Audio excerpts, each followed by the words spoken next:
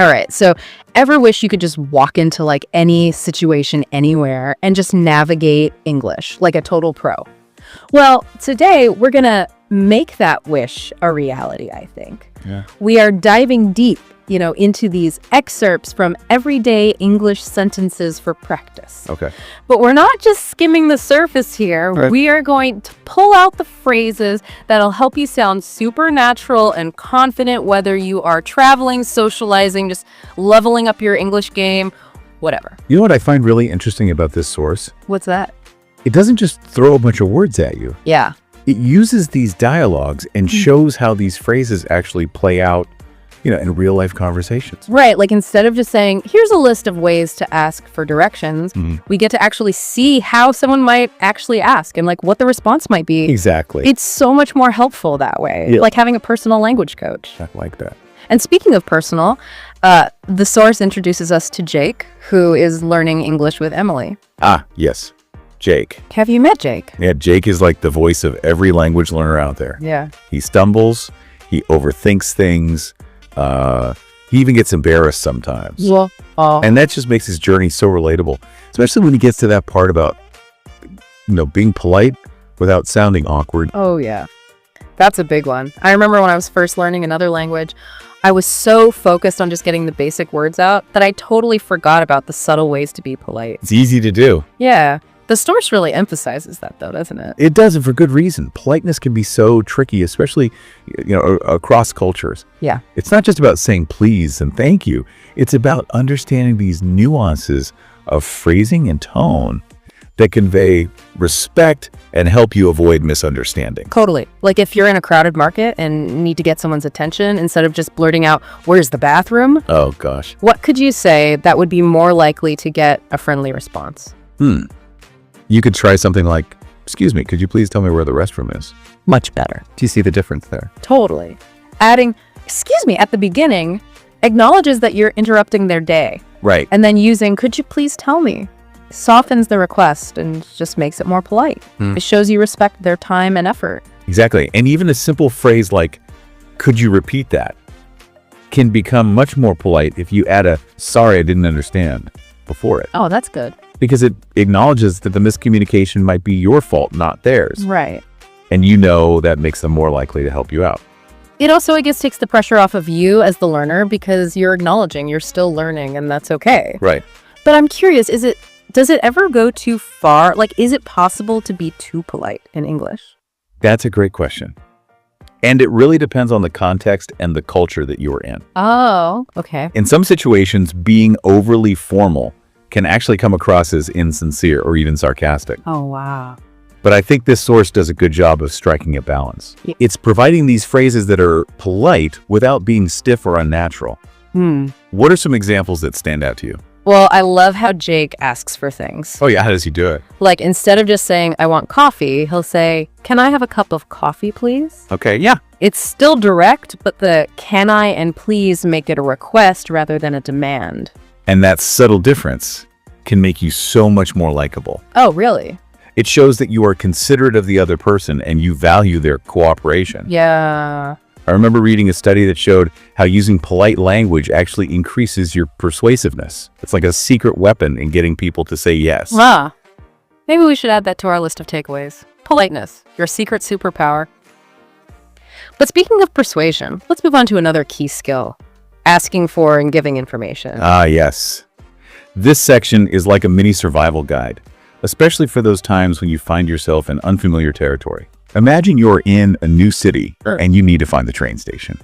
You could try miming a train, or you could use clear, concise phrases that get you to where you need to go. No more awkward charades. Exactly. Plus, I think it goes beyond just like basic survival. Being able to exchange information effectively is essential for all sorts of things, like making plans with friends, succeeding at work. So how does the source tackle this challenge? Well, it starts with simple, direct questions like, what time is it? Or how much does this cost? Okay. These are phrases you can use in countless situations, and they're just a great starting point for building your confidence. But then it goes a step further and provides examples of how to give directions, describe events, and even clarify information. Okay, give me an example. Let's say I'm meeting a friend at a restaurant and they're running late. How could I explain the situation clearly so they don't get lost?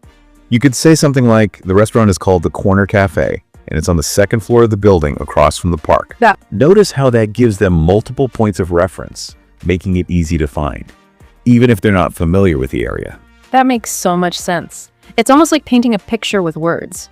So we've covered being polite and exchanging information, but what about when you need to ask someone for something or offer them help? I feel like that's where things can get a little tricky. You're absolutely right. That's where mastering the art of requests and offers comes in. Okay. And, it's not just about the words themselves. It's about understanding the subtle psychology behind them. Ooh, tell me more about that. How can you phrase a request in a way that makes the other person more likely to say yes? And how can you offer help without sounding intrusive or pushy? Yeah, that's a good point. It's all about finding that sweet spot between being direct and being considerate, right? Yeah. And that's what this section of the source really excels at. It provides those nuanced examples that can make all the difference in your everyday interactions. So imagine yourself walking into any situation armed with these powerful phrases. You can be polite, you can get the information you need, and you can even offer help with grace and confidence.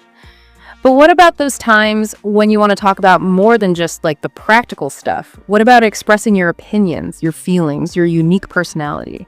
That's where things get really interesting. And that's what we'll explore in the next part of our deep dive.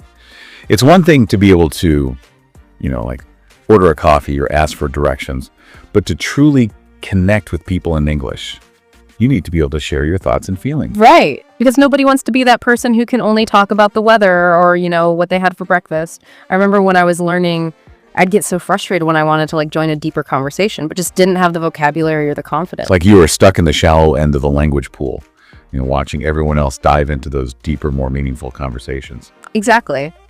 So how does this source help us get to that deep end in terms of expressing our opinions and preferences? Well, it starts with the basics, like saying, I like or I don't like. But then it encourages you to go beyond those simple phrases. For example, instead of just saying, I like music, you could say, I'm really into jazz. Or, I have a soft spot for 80s pop. So it's about adding those little details that give your statement more flavor and personality. Instead of just saying, I like movies, I could say I'm a huge fan of science fiction films, especially the classics from the 80s. Exactly. And the source gives you a whole toolbox of phrases to work with. You can talk about things you're passionate about, things you can't get enough of, or things that make your heart sing. It's about finding the words that truly capture your unique perspective. I love that. It's not just about learning the language, it's about learning how to use it to express your individuality. And once you have those basic phrases down, you can start to build on them. The source even gives examples of how to express your opinions more subtly. Instead of saying, this is a bad book, you could say, I wasn't really impressed by this book, or it wasn't really my cup of tea. I see. So it's about learning how to be diplomatic and respectful, even when you are expressing a negative opinion. Exactly. It's about understanding the social nuances of language and using it to build bridges rather than walls. This is all making me think about those times when you are hanging out with a group of English speakers and a lively debate breaks out. I always wanted to chime in, but felt like I wouldn't be able to express myself clearly enough. I can relate to that. It can be intimidating to jump into a conversation where people are using complex vocabulary and idiomatic expressions, but that's where the source comes in handy again. It gives you phrases like, in my opinion, or I tend to think that. These are great ways to signal that you're about to share your perspective, even if you are not 100% fluent yet. Right. And those phrases give you a little space to gather your thoughts and structure your argument, which is so helpful when you're trying to keep up with the fast-paced conversation. It also shows that you respect the other people's opinions, even if you disagree with them. It sets a tone of respectful dialogue, which is so important in any language. Okay, so we've covered opinions and preferences, but what about those times when you are feeling really strongly about something? Happy, sad, excited, even angry. Is there a way to express those emotions effectively in English without sounding awkward or over the top? That's a fantastic question, and one that the source addresses head-on. In fact, it dedicates a whole section to expressing a wide range of emotions, from joy and gratitude to sadness and frustration. So it's not just about learning the words for basic emotions like happy or sad. It's about being able to articulate those feelings in a way that feels authentic and appropriate for the situation. Exactly. And it's about understanding the cultural context as well. Some cultures are more expressive than others, so it's important to be aware of those differences and adjust your communication style accordingly. So what are some examples of phrases that can help us express those deeper emotions in English? Well, for starters, the source encourages you to move beyond simple statements like I'm happy or I'm sad. Instead, try using more descriptive language. For example, instead of I'm happy, you could say I'm absolutely thrilled or I'm feeling on top of the world. I love that. It's about finding those words that truly capture the intensity of your feelings. And on the flip side, if you're feeling down, instead of just saying I'm sad, you could try something like I'm feeling a bit down today or I'm feeling a bit under the weather. I see. It's about being honest about your feelings, but also being mindful of the context and the people you are talking to. It's not always appropriate to spill your deepest, darkest emotions to a casual acquaintance. Right. But even in more casual situations, being able to express your emotions authentically can help you connect with people on a deeper level. And I think it's especially important for language learners to embrace those emotions, both positive and negative. It's a sign that you are really engaging with the language and allowing yourself to be vulnerable. Absolutely. And it's about recognizing that everyone experiences those emotions regardless of their native language. It's a universal human experience that connects us all. But speaking of connections, let's move on to another crucial aspect of everyday English: making plans and navigating social situations. Yeah, that's a big one. I always felt like social situations were a minefield, especially in another language.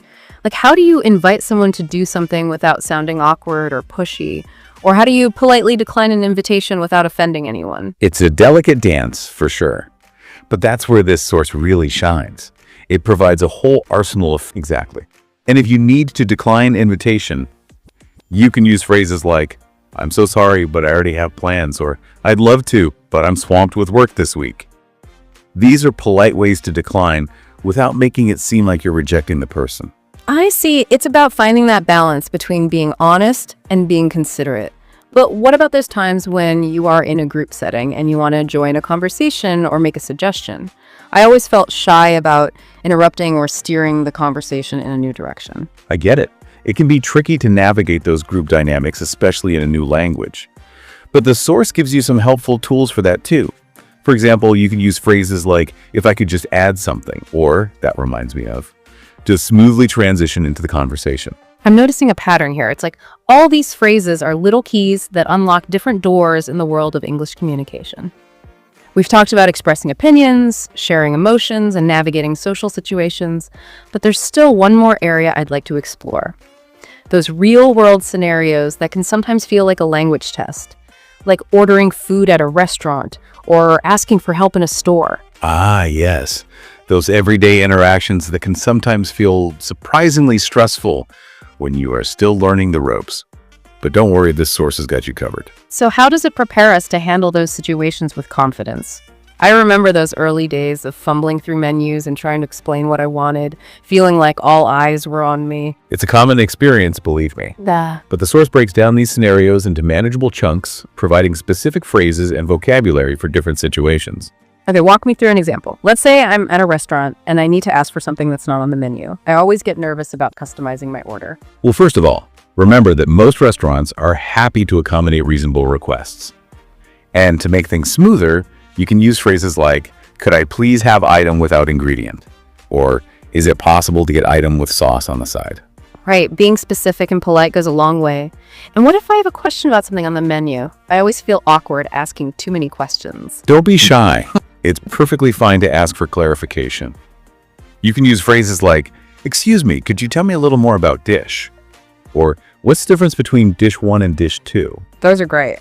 They are simple, but they show that you are interested in learning more and making sure you get exactly what you want. And it's not just about ordering food. The source also covers scenarios like shopping, dealing with customer service, and even asking for help with directions. It's like having a pocket guide for navigating the everyday world in English. This is all making me realize that mastering everyday English isn't just about memorizing vocabulary or grammar rules. It's about understanding the nuances of the language, the cultural context, and the psychology of communication. I couldn't agree more. And that's what makes this source so valuable. It goes beyond the surface level and equips you with the tools you need to not just speak English, but to truly connect with people and thrive in any situation. Okay, so we've covered a lot of ground today. We've talked about expressing ourselves, navigating social situations, and handling real-world scenarios. But before we wrap things up, I'm curious to hear your final thoughts on what it really means to master everyday English. That's a great question. I think it boils down to this. Mastering everyday English is about empowering yourself to communicate effectively, build meaningful connections, and navigate the world with confidence and grace. Beautifully said. And I think this source gives us a roadmap to get there, one phrase at a time. It really does feel like we have uncovered a treasure trove of communication gems today, And the best part is that these are tools that anyone can use no matter their level of English. That's what I love about this approach. It's not about achieving some abstract idea of perfection. It's about giving yourself the skills to communicate confidently and authentically in everyday situations. Right.